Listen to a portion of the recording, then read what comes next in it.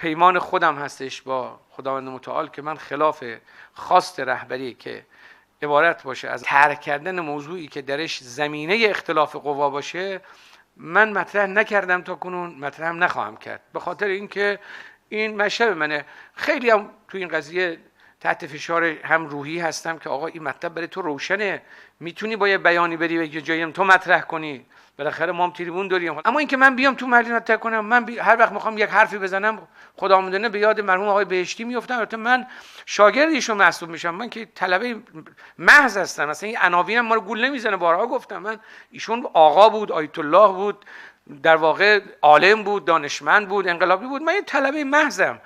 ایشون تو مسجد الجواد من یادمه ریختن دورش، گفتن آقا تو بگو فلانیایی میگن. گفت امام فرموده سکوت سکوت سکوت. تموم کرد جلسه رو. من همش به یاد حرف ایشون که میافتم میگم که آقا فلانی تو قرار است ادعا بکنی که من انقلابی ام، در صورتی که تو هم به حرف آقا گوش ندی، دیگری هم اینطور. آقا یعنی پس چی میشه فرق بین تو دیگری میشه؟ مگه قضیه ادعا کردنه؟ اتفاقا همینجا جای امتحانه، همینجا جای آزمونه.